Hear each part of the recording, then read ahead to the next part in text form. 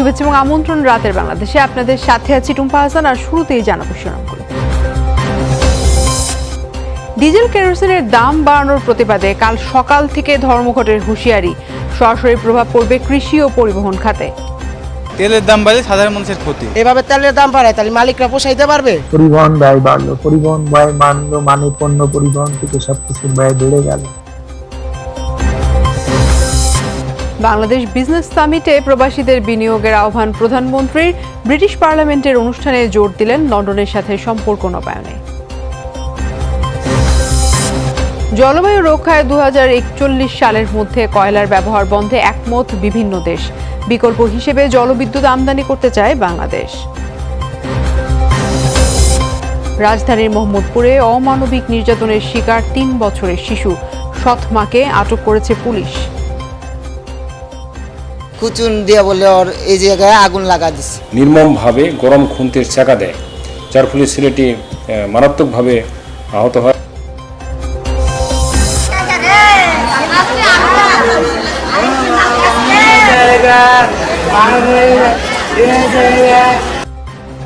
নরসিংদীর আলোকবালী ইউনিয়নে 2 মেম্বার সমর্থকের সংঘর্ষে নিহত 3। নির্বাচনী সহিংসতা ঠেকাতে গোয়েন্দা তৎপরতা বাড়ানোর আহ্বান সিইসির। চরম ব্যর্থতায় শেষ মাহমুদুল্লাহদের টি-20 বিশ্বকাপ।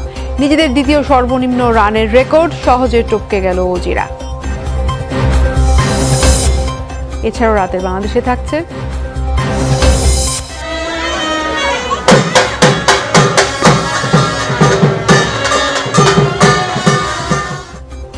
সনাতন ধর্মাবলম্বীদের অন্যতম উৎসব দীপাবলিতে আলোক প্রজ্বলন। পূজা অর্চনার পাশাপাশি সাম্প্রতিক হামলার প্রতিবাদ।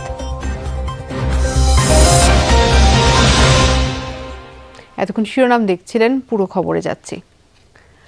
জ্বালানি মন্ত্রণালয়ের এক সিদ্ধান্ত নড়ে চড়ে উঠেছে সারা দেশের পরিবহন ও যোগাযোগ খাত। কারণ ডিজেলের দাম রাতারাতি প্রতি লিটারে 15 টাকা বাড়িয়েছে সরকার। সাধারণ মানুষ বলছে, ডিজেল ও কেরোসিনের মূল্যবৃদ্ধির কারণে পণ্য পরিবহন খরচ বাড়বে ভাড়া। বিরূপ প্রভাব পড়বে কৃষি খাতেও। সুশান্ত সিনহার রিপোর্টে বিস্তারিত। ঢাকা থেকে কুষ্টিয়া আসা যাওয়ায় যাত্রীবাহী এই বাসে ডিজেল লাগে 200 লিটার। শুধুমাত্র ডিজেলের লিটার প্রতি দাম 15 টাকা বৃদ্ধি করায় বাড়তি খরচ হবে 3000 টাকা। তেলের এই খরচ বৃদ্ধির কারণেই তেল কিনতে এসে রীতিমতো বিপাকে বাস চালক। কুষ্টিয়ার থেকে আসা যাওয়া এখন 200 লিটার তেল লাগে, 3000 টাকা তেল বেশি লাগে এখন। খরচ মনে করেন যে কোম্পানির 1 টাকা বাড়লে কোম্পানি 2 টাকা টিকিট বাড়াবে। শুধু দূরপাল্লার নয়, রাজধানীর মধ্যে চলাচলকারী বাসগুলো চলে ডিজেলে, তাই সেখানেও খরচ বাড়বে। আর এই বাড়তি খরচ গিয়ে যে যাত্রীদের ওপর পড়বে তা বলাই বাহুল্য। বাড়তি জায়গা করতে গেলে যাত্রীর কাছে যেতে হবে। তেলের দাম বাড়লে সাধারণ মানুষের ক্ষতি, যাত্রীরাই দুর্ভোগটা পাবে। এভাবে তেলের দাম বাড়ায় তাহলে মালিকরা পোষাইতে পারবে? বাস যাত্রীদের মতো ভোগান্তি বাড়বে পণ্য পরিবহনকারীদের। আগের তুলনায় ট্রাক ও কাভার্ড ভ্যানের প্রতিটিতে 1.5 থেকে 2000 টাকা বেশি জ্বালানি খরচ গুনতে হবে সরকারি সিদ্ধান্তের কারণে। আর তাতেই বাড়তে পারে পণ্যের দাম। 400-500 টাকার তেল বেশি লাগবে, 500 টাকার বেশি লাগবে। 30 লিটার আমার তেল লাগে, তাহলে 30 লিটার দাম আইতাছে কত টাকা? কি শুনতেছি লিটার 80 টাকা করে। এখন এই বাড়তি টাকা কোথায় পাবো? অফিসে তো বলছে যে আগের দামে টাকা দিছে, এখন তো বাড়তি টাকা দিয়ে তেল নিতে হইল। তাহলে এটা বাড়তি টাকা তো আপনিও দিবেন না ওরা দিব, আমগর তো ওই কাছ থেকে যাব। ডিজেল চালিত ইঞ্জিন হওয়ায় খরচ বাড়বে বাংলাদেশ রেলওয়ের পণ্য পরিবহনেও। তেলের দাম 65 থেকে 80 টাকা হওয়ায় বাড়তি খরচের চাপে পিষ্ট হতে পারে রেলযাত্রীরা। স্বস্তি নেই লঞ্চ যাত্রীদের, কারণ লঞ্চগুলোর বড় অংশই চলে ডিজেল দিয়ে। রাতারাতি ডিজেল ও কেরোসিনের দাম বৃদ্ধির প্রভাবে সাধারণ মানুষ ক্ষতিগ্রস্ত হবে বলে শঙ্কা সবার। তেলের মূল্য বৃদ্ধির বিষয়টি ভয়ঙ্কর নাজুক পরিস্থিতিতে এই প্রান্তিক জনগণ বা আয় হ্রাসকৃত জনগণকে পড়তে হয়েছে। তাদের এমনিতেই ক্রয় ক্ষমতা কমে গেছে। তারপরে জ্বালানি তেলের দাম বাড়লে যে শুধু জ্বালানি তেলের দাম বাড়লো তা না, পরিবহন ব্যয় বাড়লো, পরিবহন ব্যয় মানলো, মানে পণ্য পরিবহন থেকে সবকিছুর ব্যয় বেড়ে গেল। যে কোনো সরকার যে কোনো সিদ্ধান্ত নিতে পারে বা মন্ত্রণালয় নিতেই পারে, সেটা জনগণের স্বার্থে, কিন্তু সেটা আলোচনা করতে হবে স্টেক হোল্ডারদের সাথে। স্টেক হোল্ডারের সাথে কথা না বলে থাকে তাহলে তো সিদ্ধান্ত ঠিক হওয়ার কথা না। আগের মতো 65 টাকা ডিজেলের দাম করা না হলে আন্দোলনের হুমকি পরিবহন সংশ্লিষ্টদের। এই টাকা কে দিব, কোথায় দিব? 15 টাকা কিন্তু অনেক, পার লিটারে 15 টাকা। পানির 2-1 টাকা বাড়তো, এটা মোটামুটি মানুষ ছিল। আমাদের সাথে আছে পণ্য পরিবহন, truck, cover van, tank lorry. আমাদের গাড়ি বন্ধ থাকবে অনির্দিষ্টকালের জন্য, যতদিন তেলের দাম না কমানো হবে। ডিজেল ও কেরোসিনের মূল্যবৃদ্ধির আরেক বড় চাপ তৈরি করবে কৃষি খাতে। সুশান্ত সিনহা, যমুনা নিউজ, ঢাকা। কেন্দ্রীয় কোনো সিদ্ধান্ত হয়নি, কিন্তু দেশের বিভাগীয় ও জেলা পর্যায়ে পরিবহন মালিক শ্রমিক নেতৃবৃন্দ জ্বালানি তেলের মূল্য বৃদ্ধির প্রতিবাদে কাল সকাল থেকে পরিবহন চলাচল বন্ধের সিদ্ধান্ত নিয়েছেন। সন্ধ্যার পর থেকে স্থানীয় নেতৃবৃন্দ বসে বন্ধের বিষয়ে সিদ্ধান্ত নেন। তবে কেন্দ্রীয় নেতাদের সাথে কথা বলে এই সংক্রান্ত কোনো নির্দেশনা খবর জানা যায়নি। নেতৃবৃন্দ জানিয়েছেন, ডিজেলের দাম বাড়লে ভাড়া বাড়াতে হবে, কিন্তু ভাড়া সমন্বয় না করে শুধু জ্বালানির দাম বৃদ্ধিকে হঠকারী সিদ্ধান্ত বলে মন্তব্য করেন তারা। প্রতিবাদে কাল সকাল থেকে বাস, ট্রাক, ট্যাঙ্ক, লরি সহ সব ধরনের পরিবহন চলাচল বন্ধ রাখা হবে। আমরা সারা বাংলাদেশে যেটা দেখেছি, প্রত্যেকটা বিভাগ থেকে, প্রত্যেকটা জেলার থেকে আমাকে আমার মহাসচিবের কাছ থেকে বারবার টেলিফোন আসছে যে আমরা কি ধর্মঘটে যাবো কিনা, মানে এরকম একটা অবস্থা। আমরা এখন হ্যাঁও বলতে পারতেছি না, নাও বলতে পারতেছি না। তবে আমরা তাদেরকে ডিসকারেজ করছি যে না, হরতাল করে আমাদের গভর্নমেন্টের সঙ্গে বসা ছাড়া তো আমাদের অন্য কোনো ওয়ে নেই। জ্বালানি তেলের দাম বৃদ্ধি ভাবিয়ে তুলেছে সারা দেশের মানুষকে। পরিবহন সহ প্রতিটি খাতে ব্যয় বাড়ার শঙ্কা তৈরি হয়েছে। এর প্রভাব পড়বে জীবনযাত্রায়। আবাদ নিয়ে দুশ্চিন্তায় চাষিরা। প্রতিমন্ত্রীর দাবি, ভারতে পাচার ঠেকাতে বাধ্য হয়ে দাম বাড়িয়েছে সরকার। আবাদের পর কষ্টের ফসল তুলতে কৃষকের দুশ্চিন্তার বড় কারণ উৎপাদন খরচ। এক লাফে জ্বালানি তেলের দাম 15 টাকা বৃদ্ধিতে দুশ্চিন্তা বেড়ে গেছে বহুগুণ। আলত গেলে সমস্যা হবে, সেচের সমস্যা হবে। 15 টাকা 20 টাকা লিটারে যদি বাড়ায়, তাহলে আমরা এই ছোট্ট ছোট্ট সংসার আমাদের কেমন করে আমরা চলব? বাস, ট্রাক সহ সব ধরনের পরিবহন চলে ডিজেলে। এর দাম বাড়ায় পরিবহন ভাড়া বৃদ্ধির শঙ্কা তৈরি হয়েছে। বাড়বে পণ্য পরিবহন খরচও। প্রতিবাদে আন্দোলনের ডাক দিয়েছে পরিবহন নেতারা। 1 লিটার তেল দাম বাড়াতে আমাদের কোম্পানি যদি 500 টাকা দিয়ে ভাড়া দেয়, তখন কি আমাদের পোষাবো? সিএনজির দাম তো বাড়ে নাই, সেক্ষেত্রে তেলের দাম বাড়লে ভাড়া বাইরে যাবে। 30 টাকার ভাড়া একদিনে 50 টাকা। আমরা নীতিগতভাবে একটা সিদ্ধান্ত নিয়েছি যে আগামীকাল থেকে আমরা আমাদের গাড়িগুলো কর্মবিরতি পালন করব। নেতিবাচক প্রভাব পড়ার শঙ্কা নৌ চলাচলে। এরই মধ্যে ঢাকা বরিশাল রুটের লঞ্চ চলাচলে ভাড়া বৃদ্ধির আবেদন জানানো হয়েছে। 90 টাকা করে আসতাম, ভাড়া দিতাম, আজকে আমাদের কাছ থেকে 120 টাকা ভাড়া নিয়েছে। ভাড়া বাড়াইতে হবে, কারণ আমরা মালিক নাহলে কীভাবে পোষাবে, আমরা বা কীভাবে থাকবো। 60 থেকে 70% আমাদেরকে যদি আপাতত দেয়, তাহলে আমরা মোটামুটি মার্কেটে টিকে থাকতে পারবো। অর্থাৎ প্রতিটি ক্ষেত্রেই বাড়ছে খরচ, জীবনযাত্রার ব্যয়। এতে ক্ষুব্ধ সাধারণ মানুষ। গাড়ি ভাড়ার কারণে যে মালটা পৌঁছাবে, এদেরও জিনিসটার দাম বাড়বে, সব কিছুরই দাম বাড়বে। এটার জন্য এতটা বাড়তে হলে কীভাবে চলবে? এমনি তো গাড়িতে দেখা যায় গাড়ি চালিয়ে টাকা পাচ্ছি না। আমার লেবার টেবার দিতে হবে, পোষাবে না তেলের দাম বাড়তে হলে। যখন আমি মাল নিয়ে যাবেন আপনি, তখন অবশ্যই মালের দামও বাড়বে। সব সেক্টরেরই সমস্যা। গ্লাসগো সফরে জ্বালানি তেলের দাম বৃদ্ধি বিষয়ে যমুনা টিভির সাথে কথা বলেন প্রতিমন্ত্রী। জানান, ভারতে পাচার ঠেকাতে বাধ্য হয়ে দাম বাড়িয়েছে সরকার। ভারত কিন্তু এই মুহূর্তে দুবার দাম অ্যাডজাস্টমেন্ট করে ফেলছে। সো তারা বাধ্য, কারণ তাদের কিন্তু প্রাইস অ্যাডজাস্টমেন্ট প্রতি মাসে হয় বিদ্যুৎ এবং জ্বালানি। আমরা কিন্তু তা বিশেষভাবে করি না। প্রয়োজনে কি দাম কমতেও পারে? এটা ডিপেন্ড করতেছে যে ওভারঅল সিচুয়েশন যদি সেই জায়গায় অ্যাডজাস্টমেন্ট আসে, তাহলে অবশ্যই। বুধবার এক বিজ্ঞপ্তিতে প্রতি লিটার ডিজেল ও কেরোসিনের দাম 15 টাকা বাড়ানোর কথা জানায় জ্বালানি মন্ত্রণালয়। ওবায়দুর রহমান, যমুনা নিউজ। জ্বালানি তেলের মূল্য বৃদ্ধির প্রতিবাদে পরিবহন নেতাদের আন্দোলনের সমর্থন থাকবে বিএনপির। বিকেলে ঠাকুরগাঁয়ের এমন মন্তব্য করেছেন বিএনপি মহাসচিব মির্জা ফখরুল ইসলাম আলমগীর।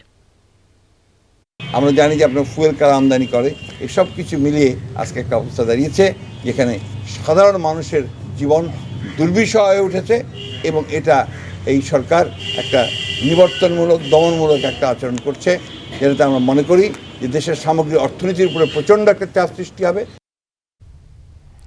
এদিকে জ্বালানি তেলের দাম বৃদ্ধির সিদ্ধান্ত পুনর্বিবেচনার জন্য আহ্বান জানিয়েছেন জাতীয় পার্টির চেয়ারম্যান জি.এম. কাদের। দুপুরে বনানীতে নূরনবী মৃধার জাতীয় পার্টিতে যোগদান অনুষ্ঠানে তিনি এই আহ্বান জানান। তেলের দাম বাড়িয়ে দেওয়া মানে প্রতিটি জিনিসের দাম বাড়িয়ে দেওয়া।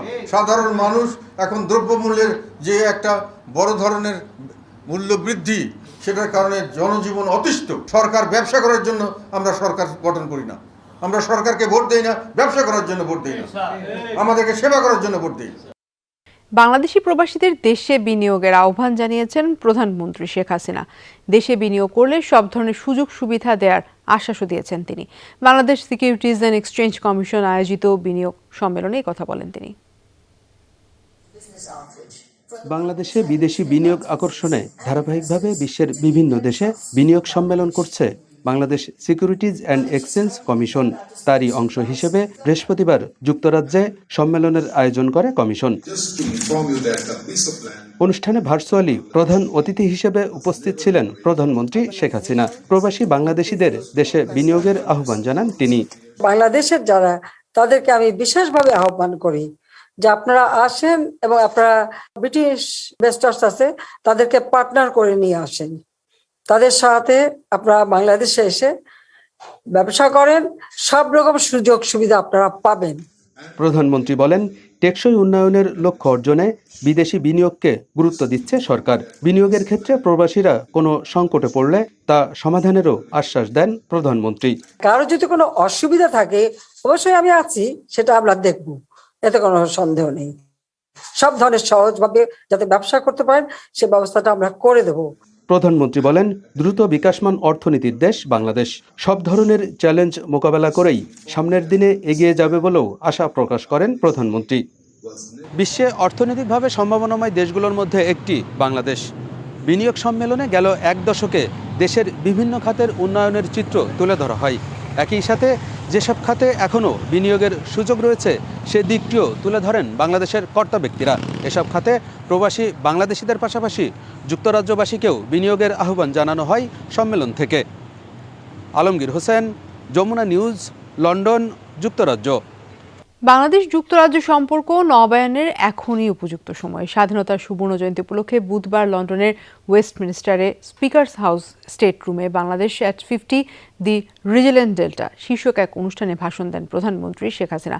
এই সময় অর্ধ শতকের বন্ধুত্বকে আরও এগিয়ে নিতে সহযোগিতার ক্ষেত্র সম্প্রসারণ এবং কৌশলগত অংশীদারিত্ব বৃদ্ধির উপর জোর দেন প্রধানমন্ত্রী। বাংলাদেশের স্বাধীনতার সুবর্ণ জয়ন্তী উপলক্ষে বুধবার লন্ডনের ব্রিটিশ পার্লামেন্টে ফরেন, কমনওয়েলথ অ্যান্ড ডেভেলপমেন্ট অফিসে ছিল নজরকাড়া আয়োজন, যাতে দুদেশের সম্পর্কের রূপরেখা নিয়ে কথা বলেন প্রধানমন্ত্রী Sheikh Hasina. I thank you all to be here and giving me this opportunity. বলেন, প্রকৃতপক্ষে বাংলাদেশ যুক্তরাজ্য দ্বিপাক্ষিক সম্পর্ক নতুনভাবে গড়ে তোলার এটাই সময়। সেক্ষেত্রে প্রচলিত দৃষ্টিভঙ্গি পরিবর্তনের আহ্বান জানান। Echoing Prime Minister Boris Johnson's message, and I quote, "We share the ambition to create an ever more prosperous and environmentally sustainable future," unquote. শান্তিরক্ষা, সন্ত্রাস দমন, নৌ ও বিমান নিরাপত্তার ক্ষেত্রেও দুদেশের অংশীদারিত্ব সম্প্রসারণের উপর গুরুত্ব দেন বাংলাদেশের সরকার প্রধান। Bangladesh at 50 is still an unfolding story. The upcoming chapters will be even more exciting. I urge you to stay tuned and join us in the venture. এ সময় 50 বছরে বাংলাদেশের সাফল্যগাথা, বর্তমান সরকারের বিভিন্ন প্রকল্প এবং ভবিষ্যৎ বাংলাদেশের স্বপ্নও তুলে ধরেন প্রধানমন্ত্রী। এক্ষেত্রে সহযোগিতা চান দীর্ঘদিনের পরীক্ষিত মিত্রের। We have reduced our poverty from 31.5% to 20.5% during the last one decade. Our life expectancy has reached to 73 years. অনুষ্ঠানে উপস্থিত ছিলেন ব্রিটিশ শীর্ষস্থানীয় কয়েকজন মন্ত্রী এবং ব্রিটিশ পার্লামেন্টের 3 বাংলাদেশি বংশোদ্ভূত এমপি রুশনারা আলী, রূপা হক এবং আফসানা বেগম। এর আগে গ্লাসগোয় জলবায়ু সম্মেলনে যোগদান শেষে লন্ডনে আসেন প্রধানমন্ত্রী শেখ হাসিনা। মৌলি ইসলাম, যমুনা নিউজ। বিশ্বকে বাঁচাতে 2041 সালের মধ্যে কয়লার ব্যবহার বন্ধে নীতিগতভাবে একমত হয়েছেন বিভিন্ন দেশের নেতারা। তারা বলছেন এটা কঠিন হলেও অসম্ভব কিছু না। এই সময় নবায়নযোগ্য জ্বালানির ব্যবহার বাড়াতে সর্বাত্মক চেষ্টার কথা জানান বাংলাদেশের প্রতিমন্ত্রী নসরুল হামিদ। বলেন, প্রতিবেশী দেশগুলো থেকে জলবিদ্যুৎ আমদানিতে অগ্রাধিকার দিচ্ছে তার দেশ। গ্লাসগো থেকে মাহফুজ মিশুর রিপোর্ট। জলবায়ু সম্মেলনের প্ল্যানারি সেশনে বৃহস্পতিবারের মূল আলোচ্য ছিল নবায়নযোগ্য জ্বালানির ব্যবহার বাড়ানো। সেখানে অংশ নেন বিভিন্ন দেশের জ্বালানি মন্ত্রী ছাড়াও বিশ্বব্যাংক, এডিবি সহ দাতা সংস্থার নীতি নির্ধারকরা। স্বাগতিক যুক্তরাজ্যের প্রতিমন্ত্রী বলেন, 2041 সালে কয়লার ব্যবহার বন্ধের কথা বলা হচ্ছে, তবে ব্রিটেন 10 বছর আগেই তা করতে সক্ষম। জীবাশ্ম জ্বালানির ব্যবহার বন্ধে আমরা কার্যকর ব্যবস্থা নিতে আগ্রহী। আমাদের লক্ষ্য 2030 সালের মধ্যে বিদ্যুৎ উৎপাদনে কয়লার ব্যবহার পুরোপুরি বন্ধ করা। এ লক্ষ্যে বিকল্প জ্বালানির দিকে জোর দেয়া হচ্ছে। কার্বন নিঃসরণ কমাতে বিদ্যুৎ উৎপাদনে কয়লার ব্যবহার বন্ধ করার পক্ষে জোরালো অবস্থান ছিল যুক্তরাষ্ট্রেরও। জলবায়ু পরিবর্তনের অন্যতম কারণ অতিরিক্ত কার্বন নিঃসরণ, আর কার্বন নিঃসরণ কমাতে কয়লার ব্যবহার কমানোর বিকল্প নেই। এরই মধ্যে কয়লার ব্যবহার বন্ধে রোডম্যাপ চূড়ান্ত করেছে যুক্তরাষ্ট্র। কয়লা উৎপাদনকারী দেশ ইন্দোনেশিয়াও এর ব্যবহার বন্ধের পক্ষে, আর তা যে খুব কঠিন না তা মনে করে দিয়েছে ডেনমার্ক। আমাদের ব্যবহৃত জ্বালানির অন্যতম একটি অংশ আসে কয়লা থেকে, তবে এই জীবাশ্ম জ্বালানির ব্যবহার কমানো কঠিন হলেও তা পুরোপুরি বন্ধে চেষ্টা চালিয়ে যাচ্ছে ইন্দোনেশিয়া। জীবাশ্ম জ্বালানির ব্যবহার পুরোপুরি বন্ধ করা কঠিন কিছু নয়। এর জন্য প্রয়োজন বিকল্প ব্যবস্থা আর স্বতঃস্ফূর্ত উদ্যোগ। সম্মেলনে বাংলাদেশের অবস্থান তুলে ধরে প্রতিমন্ত্রী নসরুল হামিদ বলেন, ঘনবসতিপূর্ণ তাই সৌরবিদ্যুৎ সমাধান নয়, সেজন্য বিকল্প চেষ্টা করছে ঢাকা। বলেন, পরিবেশ রক্ষায় প্রয়োজনীয় সব পদক্ষেপ নেবে বাংলাদেশ। বাংলাদেশ অত্যন্ত ঘনবসতিপূর্ণ একটি দেশ। এখানে সোলারের মতো বিকল্প জ্বালানির ব্যবস্থা করা অত্যন্ত কঠিন, কিন্তু আমরা জীবাশ্ম জ্বালানির ব্যবহার কমানোর পক্ষে। তাই বিকল্প জ্বালানি আর কি কি হতে পারে সেটা নিয়ে গবেষণা চলছে। ইস্যুতে অনেকটাই এগিয়েছে বাংলাদেশ।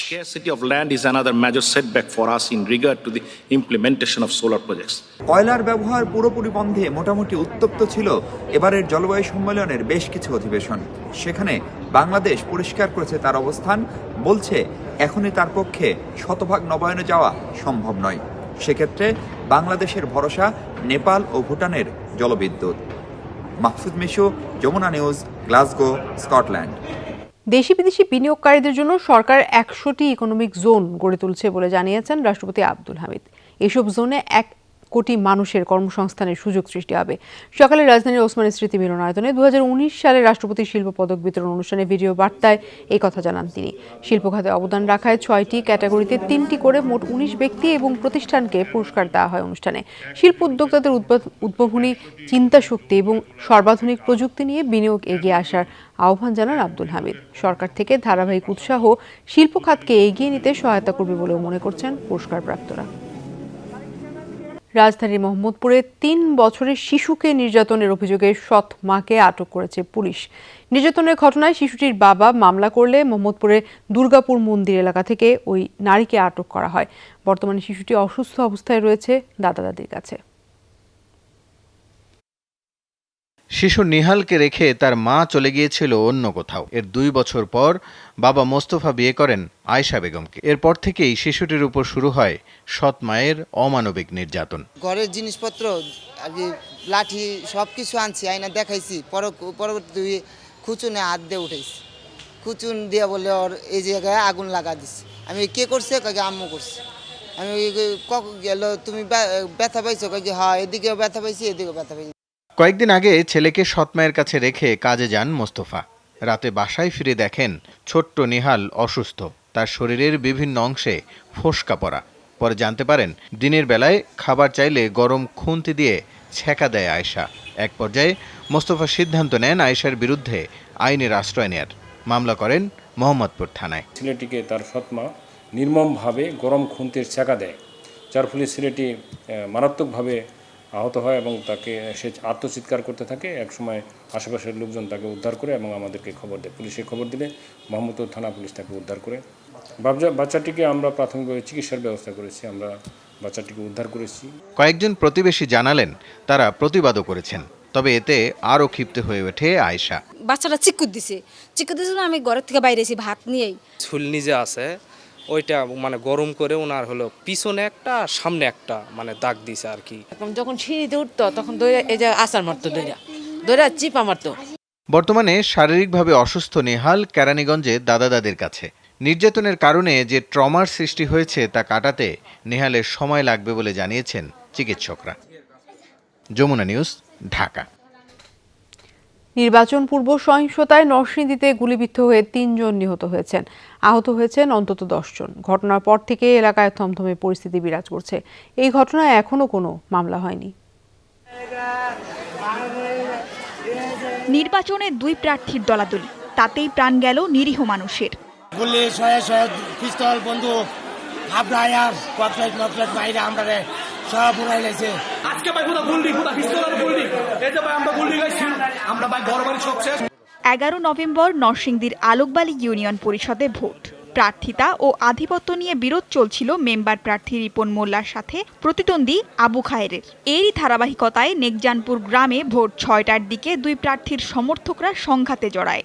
গোলাগুলিতে হতাহত হয় বেশ কজন। মা তার ফুটো যাবো ফান্তায় শুধু হবে তোমার বুম, এরপরে গুল্লি এমন এমন সারা বাতিরা তো বন্ধু পোড়াবাড়ি ব্লক দেলায় আমরা ফর ওড়াইছে, আগুন ধরাইছে, এই উপর ঘুরে লাইছে, গুঁড়ি দিয়ে সার শুধু গুলি আর বুম, মানে এক দ্বারা 2 ঘন্টা এক দ্বারা মারছে। আহত অন্তত 10 জন সদর হাসপাতালে চিকিৎসাধীন। ঘটনার পর থেকে এলাকায় থমথমে পরিস্থিতি বিরাজ করছে। বর্তমানে অতিরিক্ত পুলিশ ফোর্স মোতায়েন করা আছে, পরিস্থিতি শান্ত আছে এবং এই ঘটনার সাথে যারা জড়িত অতি শীঘ্রই তাদেরকে আমরা অ্যারেস্ট করব এবং এখানে যে আগ্নেয়াস্ত্র এটা এখানে ব্যবহৃত হয়েছে সেটা আমরা উদ্ধারের চেষ্টা চালাচ্ছি। এর আগেও একই এলাকায় নির্বাচনে প্রতিদ্বন্দ্বিতা ঘিরে সংঘর্ষ হয়। স্থানীয়দের অভিযোগ, সে সময় প্রশাসন কঠোর পদক্ষেপ নিলে প্রাণহানি ঠেকানো যেত। সুমাইয়া আরেফিন অর্নি, যমুনা নিউজ। নির্বাচনী সহিংসতায় বিব্রত নির্বাচন কমিশন। ভোটের আগে পরে সহিংসতায় মানুষ মারা যাওয়ার ঘটনায় উদ্বেগ জানিয়েছেন প্রধান নির্বাচন commissioner K M Nurul Huda. দ্বিতীয় ধাপে নির্বাচন অনুষ্ঠানে আইন শৃঙ্খলার প্রস্তুতির এক জুম মিটিংয়ে এমন আরও উদ্বেগের কথা জানান কমিশন সচিব, নির্বাচন কমিশনার ছাড়াও বিভাগে দায়িত্বরত কমিশনাররা। ইউনিয়ন পরিষদ নির্বাচনের আগে পরে এমন সহিংসতায় বিব্রত কমিশন, উদ্বিগ্ন সিইসি সহ অন্যান্য কমিশনাররা। আসছে 11 নভেম্বর আরও 846 ইউপিতে ভোটাভুটি। সহিংসতার সাথে সাথে প্রার্থিতা বাতিলের মতো ব্যবস্থা না নিলে পরিস্থিতি সামাল দেয়া যায় না বলে জানান বিভাগীয় কমিশনাররা। আচরণবিধি আমাদের নেতৃবৃন্দ বা যারা নির্বাচনে থাকেন সাথে সাথে স্যার তাদের বিরুদ্ধে আমাদের নির্বাচন কমিশনের পক্ষ থেকে যদি স্যার আমরা ব্যবস্থা নেই তাহলে আমার মনে হয় অন্যদের জন্য একটা লার্নিং হবে এবং আমাদের ল অ্যান্ড অর্ডার স্যার এটা ইমপ্লিমেন্ট করতে আমাদের সহজ হবে। কেউ যদি আচরণবিধি ভঙ্গ করে, আমাদের অবস্থা থেকে আমরা করছি, আপনারা যদি স্যার 2-4টা প্রার্থিতা বাতিল করেন তাহলে কিন্তু আমাদের জন্য সহজ হয়। আলোচনা শুরুর আগে প্রথম ধাপে নির্বাচনের সহিংসতার অভিজ্ঞতায় পরের ধাপ নিয়ে কর্মপরিকল্পনা জানতে চায় কমিশন।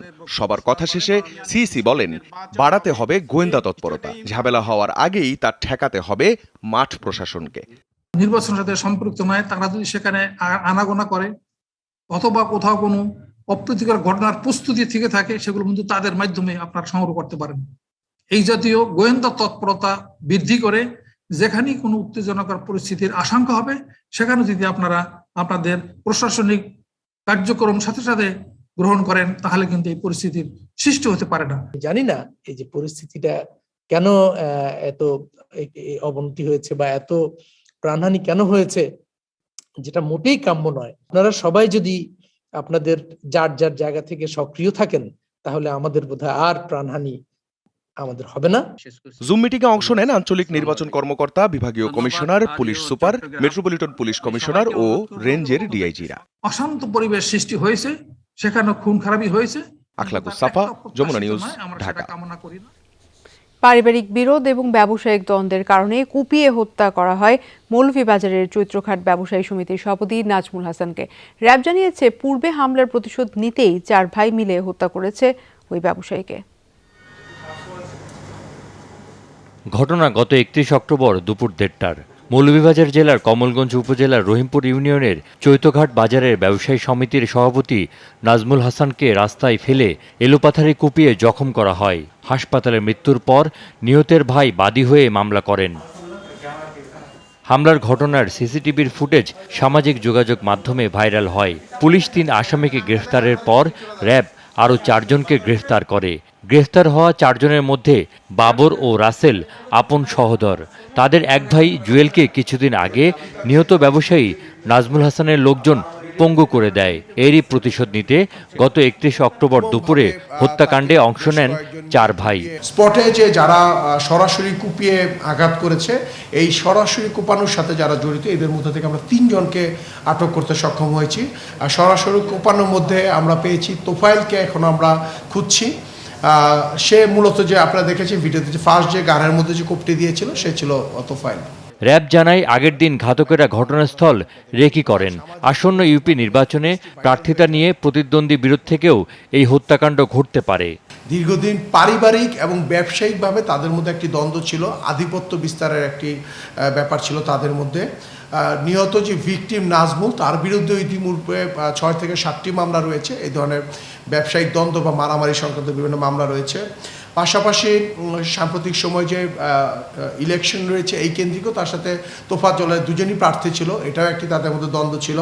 ব্যবসায়ী নাজমুল হাসান হত্যাকাণ্ডে জড়িত পলাতক অন্য আসামিদের গ্রেফতারে অভিযান পরিচালনার কথা জানিয়েছে র্যাব। নাজমুল হোসেন, যমুনা নিউজ, ঢাকা। যথাযথভাবে আপিল নিষ্পত্তি করেই যশোরের দণ্ডপ্রাপ্ত 2 খুনের আসামির ফাঁসি কার্যকর করা হয়েছে। আইন ও স্বরাষ্ট্রমন্ত্রী এই দাবি করে বলেছেন, এখানে আইনের কোনো লঙ্ঘন হয়নি। রাষ্ট্রপতির কাছে ফাঁসির দণ্ড ক্ষমা ভিক্ষার আবেদনও নাকচ হয়েছিল আসামিদের।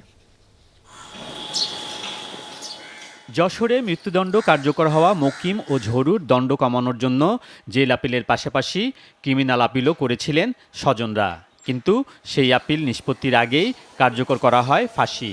এমন খবর প্রচারের একদিন পর এ ব্যাপারে ব্যাখ্যা দিলেন আইনমন্ত্রী সহ প্রধান আইন কর্মকর্তা। অ্যাটর্নি জেনারেল জানান, আদালত জেল আপিলের নিষ্পত্তি করেছিলেন, কিন্তু আসামি পক্ষের আইনজীবী কিংবা সেকশন থেকে ক্রিমিনাল আপিলের বিষয়টি বিচারকের নজরে আনা হয়নি। একই বক্তব্য আইনমন্ত্রীরও। এইরকম যদি একটা আপিল দাখিল করা হয় কোনো লয়ারের মাধ্যমে, তাহলে জেল আপিলও যদি থাকে তাহলে এই দুটা একসাথে হয়ে যায়। এখন আমি জানি না যে এই যে আপিলটা কবে তাদের দাখিল করা হয়েছিল বা কেন জেল আপিলটা এই যে নর্মাল আপিল যেটা করা হয়েছে সেটার সাথে একসাথে হলো না। সংবিধান সংশোধনের ফলে এই আপিলগুলো কোনো লিভ পিটিশন শুনানি হয় না, সরাসরি আপিল হয়, যার কারণে ওই আপিলটা হয়েছিল। কিন্তু ওনার আইনজীবীর উচিত ছিল 2টা আপিল একসাথে শুনানি করা বা আদালতের দৃষ্টিতে নিয়ে আসা। ওইটা যেহেতু ওনারা দৃষ্টিতে আনেন নাই, সেই কারণে ওনার যে আপিলটা ছিল সেটা সুপ্রিম কোর্টের ফুল কোর্টে শুনানি হয়ে ডিসমিসড হলো। তবে ফাঁসি কার্যকরে আইনের কোনো লঙ্ঘন হয়নি বলে মনে করে আইন ও স্বরাষ্ট্রমন্ত্রী। তারা বলছেন, জেল আপিল নিষ্পত্তি ও রাষ্ট্রপতি ক্ষমা না করায় যথাযথভাবে ফাঁসির আদেশ বাস্তবায়ন করেছে কারাগার কর্তৃপক্ষ। তাদের জেল আপিল ছিল, জেল আপিল শুনানি হয়েছে এবং জেল আপিল শুনানির পরে তাদের প্রাণ ভিক্ষা চাওয়ার অধিকার যেটা আছে সেটাও তাদেরকে দেওয়া হয়েছিল। সেই মহামান্য রাষ্ট্রপতি সেটা নাকচ করার পরে তাদেরকে ফাঁসি দেওয়া হয়েছে। মহামান্য রাষ্ট্রপতির প্রাণ ভিক্ষা নামঞ্জুর করেছেন, তারপরেই নিয়ম অনুযায়ী তাকে ফাঁসি দেওয়া হয়েছে, যথাযোগ্য সিস্টেম অনুযায়ী তাকে ফাঁসি দেওয়া হয়েছে। ফাঁসি কার্যকরের প্রায় 5 বছর পর আসামি পক্ষের ক্রিমিনাল আপিল কেন কার্যতালিকায় এসেছে, এর জবাবে অ্যাটর্নি জেনারেল বলেন, তালিকা ডিজিটালাইজ না হওয়ায় এর কারণ। আমাদের দেশে তো এখনও তো অ্যানালগ সিস্টেম, এটা তো ডিজিটাল দিয়ে হয়নি যে না একটা দিলেই সব ওনার কি আসে না সব চলে আসবে। সেটা সিস্টেমের সমস্যার কারণে এটা আমি মনে করি আইনজীবীদের দায়িত্ব হচ্ছে যে আদালতের নিয়ে আসা, নজরে নিয়ে আসা যে এই আপিলের সাথে একটা আপিল আছে। জেল আপিল নিষ্পত্তি ও ক্ষমা ভিক্ষা নাকচের পর আসামি ঝরু ও মকিমের ফাঁসি 2016 সালে কার্যকর হয়েছিল যশোর কারাগারে। আলমগীর স্বপন, যমুনা নিউজ, ঢাকা। চতুর্থ দিনেও প্রায় 40,000-এর মতো শিক্ষার্থীকে টিকা দেওয়া হয়েছে। 8টি কেন্দ্রেই ছিল ছাত্রছাত্রীদের উচ্ছ্বসিত উপস্থিতি। নির্ধারিত সময়ের আগে থেকেই কেন্দ্রে হাজির হয় তারা। টিকা কেন্দ্রের পরিবেশ নিয়ে স্বস্তি প্রকাশ করেছেন অভিভাবকরাও। চতুর্থ দিনেও রাজধানীর 8টি কেন্দ্রে শিক্ষার্থীদের টিকা দেওয়া হয়।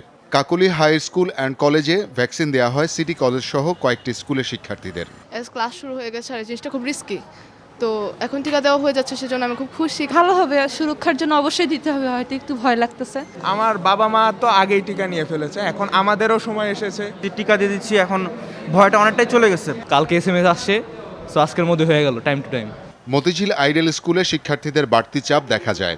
স্কুলের বনশ্রী ও মুগদা শাখার শিক্ষার্থী ছাড়াও Khilgaon model high school, Faizur Rahman ideal school সহ বেশ কিছু প্রতিষ্ঠানের শিক্ষার্থীরা টিকা নিয়েছে। এখন টিকা দিলে হয়তো আর ইফেক্টস কম হবে, হয়তো বা টিকা দিয়েছি কোনো ব্যথা লাগেনি। আগে যা মনে করেছিলাম যে টিকা দেওয়ার পর ব্যথা লাগবে, সেটা এখন মানে বুঝাই যায়নি যে আমি টিকা দিয়েছি। আমি কোনো রকম প্রবলেম টের পাচ্ছি না এখনো। এবং টিকা দেওয়ার পরে কোনো প্রকার ব্যথা পেন কিছু হয়নি, এখনো আমরা সুস্থ ভালো ফিল করছি। 1000 শিক্ষার্থী নিয়ে এসেছিলাম টিকা দেওয়ার জন্য এই কেন্দ্রে, আমরা টিকা দেওয়া হয়েছে। পরিবেশ নিয়ে স্বস্তি থাকলেও শেষ দিকে টিকা শেষ হয়ে যাওয়ার অভিযোগ করেন অভিভাবকরা। আমার ছেলে এখনো বের হয় নাই, তবে আরেক ছেলে বের হয়ে বলতেছে যে টিকা তো শেষ, সে তো টিকা মানে নিয়ে আসতে পারে, টিকা দিয়ে আসতে পারে নাই। এখন যাওয়া যাবে না, আপনারা 1:30টার সময় আসেন। পরে আমরা 1:30টার সময় বের হলাম, এখন গেট দিয়ে ঢুকে সাজাতে বলতেছে আজকের মতো টিকা শেষ। তাদের একটা দায়িত্ব নিয়ে কাজটা করা উচিত ছিল। অ্যান্ড অনেক স্টুডেন্টকে জানানো হয়েছে যে 12টায় ডেট টাইমটা দিল, তারপরে আবার 1:30টা বলছে। এখন অনেক স্টুডেন্ট এসে দেখতেছে যে ভ্যাকসিনের টিকা শেষ। 4000 বাচ্চার টিকা শেষ হয়নি, কারণ শুরুটাই হয়েছে এই ওনাদের ভ্যাকসিন সকালে চলে আসছে। নিয়মের বাইরে কেউ আসে থাকে, তাকে আমরা দিব কেন? আমরা যাকে আসতে বলছি তাকে আসতে হবে, শুনে শুনে আসলে তার হবে না। কেন্দ্র প্রতি 5000 ডোজ টিকা দেওয়ার কথা থাকলেও এদিন আইডাল স্কুল কেন্দ্রে টিকা আনা হয় 4000 ডোজ। জাতীয় পরিচয়পত্র না থাকায় জন্মসনদ দিয়েই শিক্ষার্থীরা ভ্যাকসিন নিতে পারছে। Shawkat Manjur Shanto, Jamuna news, Dhaka. Corona virus প্রতিরোধে প্রথমবারের মতো মুখে খাওয়ার ট্যাবলেট মলনিপিরাভিরের অনুমোদন দিল যুক্তরাজ্য। বৃহস্পতিবার ব্রিটেনের স্বাস্থ্য মন্ত্রণালয় এই অনুমোদন দেয়। বলা হচ্ছে করোনার হালকা থেকে মাঝারি লক্ষণের চিকিৎসায় কার্যকরী ওষুধ। এছাড়া করোনা আক্রান্ত রোগীর হাসপাতালে ভর্তি এবং মৃত্যুর হার 50% পর্যন্ত কমাতে সক্ষম ওষুধটি। ফলে বাড়িতেই চিকিৎসা নিতে পারবে রোগীরা। প্রতি কোর্সের মূল্য ধরা হয়েছে $700। এরই মধ্যে ওষুধটি কিনতে আগ্রহ দেখিয়েছে বিভিন্ন দেশ। যুক্তরাজ্যের প্রত্যাশা, আগামী 2 মাসের মধ্যে কমপক্ষে 4,80,000 ডোজ সরবরাহ করা সম্ভব হবে। সনাতন ধর্মাবলম্বীদের আলোর উৎসব দীপাবলি। সন্ধ্যা থেকেই মোমবাতি আর প্রদীপ জ্বালিয়ে দীপাবলি উৎসব শুরু হয়। রমনা কালী মন্দিরেও ছিল নানা আনুষ্ঠানিকতা। সব অন্ধকার দূর করবেন শক্তির দেবী কালী, এমন বিশ্বাস হিন্দু সম্প্রদায়ের মানুষের।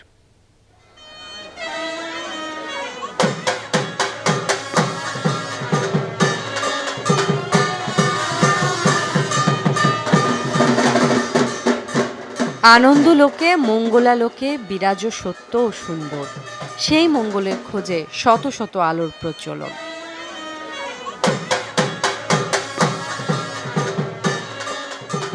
এই আলো অন্তরের অন্ধকার দূর করার আলো, এই আলো মঙ্গলের আলো।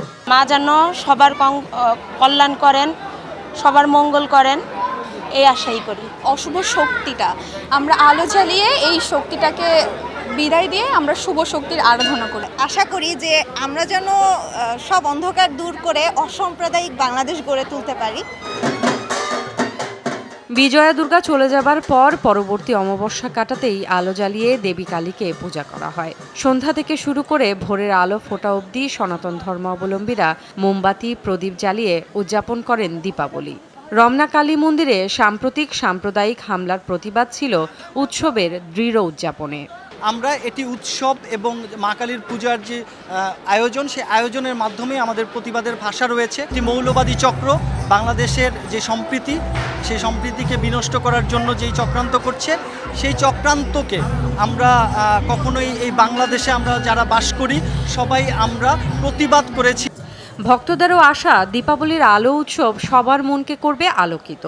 যারা মারা গেছে তাদেরকে উৎসর্গ করে এবং তাদের মঙ্গল কামনার জন্য তারা যেন স্বর্গলোক গমন করে, সেই উপলক্ষে প্রদীপ জ্বালানো হয়। যত অন্ধকার আছে, মানুষের মনে যে অন্ধকারগুলো আছে, সেই অন্ধকার যাতে দূর হয় এবং যে যাদের কোনো সাম্প্রদায়িক চিন্তা ভাবনা থেকে মানুষ বেরিয়ে আসে।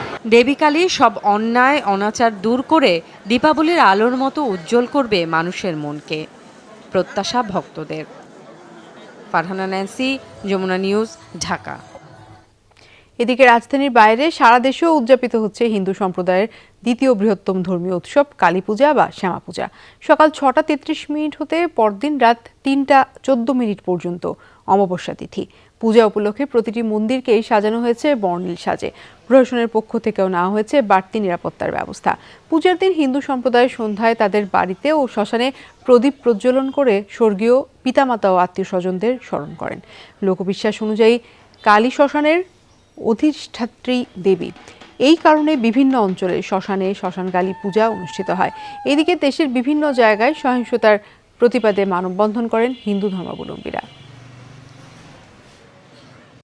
সবাই যাতে ভালো থাকতে পারি, মা যাতে সবার মঙ্গল করেন। মা সে আশীর্বাদ করে, জ্ঞান দেয়, আর সবাই একটা আনন্দ, খুব খুশির একটা পুজোর দিনে। সাম্প্রদায়িক অপশক্তির বিরুদ্ধে রুখে দাঁড়ানোর জন্য আমরা প্রতিবাদ জানাতে চাই।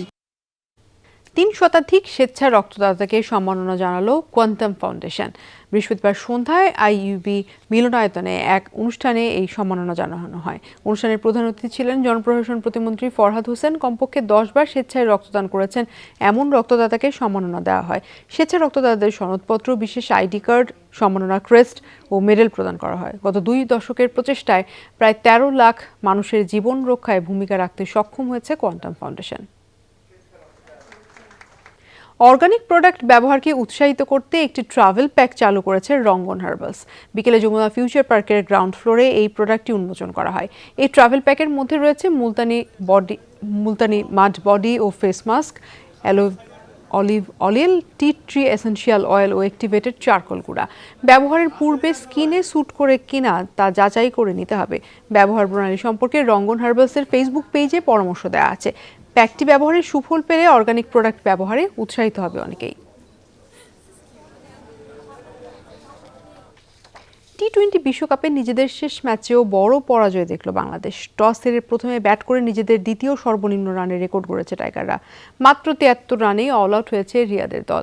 জবাবে ব্যাট করতে নেমে 2 উইকেট হারিয়ে মাত্র 6 ওভার 2 বলে লক্ষ্যে পৌঁছে যায় অজিরা। বল তো নয় যেন বিষ, উইকেট তো নয় যেন মরুভূমি। দুবাইকে এমন মরণ ফাঁদ বানাতে কারিগর প্রতিপক্ষ না, দায়িত্বে খোদ বাংলাদেশের ব্যাটাররাই।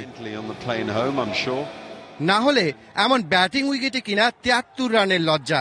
এক জাম্পার স্পিনেই দিশেহারা টাইগাররা দিয়েছে 5 উইকেট। লিটনের গোল্ডেন ডাকে যা শুরু, তারপর বিমানে ওঠার বোর্ডিং পাস নিতে একে একে লাইনে দাঁড়িয়েছেন সৌম, মুশফিক, আফিফ। সম্ভাবনার শামীম সর্বোচ্চ 19 না করলে সর্বনিম্ন রানের রেকর্ডটা হয়ে যেতেই পারত। অস্ট্রেলিয়া দেখিয়েছে মিরপুরের সাথে দুবাইয়ের পার্থক্য। সেই স্পিনেই টাইগারদের মাটিতে নামিয়ে ব্যাট হাতে অসহায় আত্মসমর্পণে বাধ্য করেছেন অ্যারন ফিঞ্চ আর ডেভিড ওয়ার্নার। 5 ওভারে স্কোর বোর্ডে কিনা 58 রান, ফিঞ্চের 40। এক পেশে সেই ম্যাচ শেষ পর্যন্ত 6.2 ওভারই শেষ করে ফেলে অজিরা। আরেকটি শূন্য হাতে বিদায় বাংলাদেশের। তবে শূন্য হাতে বিদায়ের থেকে বড় প্রশ্ন, নামিবিয়া বা পিএনজি যে উত্তেজনা, যে রোমাঞ্চ বা ইন্টেন্ট দেখিয়েছে বিশ্বকাপে, সেটা কি পেরেছে বাংলাদেশ? তাই তো সরাসরি বিশ্বকাপের যে সমীকরণ মেলানো হয়, সেখানে বড় প্রশ্ন, বাংলাদেশ কতটা ডিজার্ভ করে সরাসরি বিশ্বকাপ খেলার। অমিত, যমুনা স্পোর্টস, দুবাই, সংযুক্ত আরব আমিরাত। দর্শক, এই ছিল রাতের বাংলাদেশে। এতক্ষণ আমাদের সাথে থাকার জন্য ধন্যবাদ সবাইকে।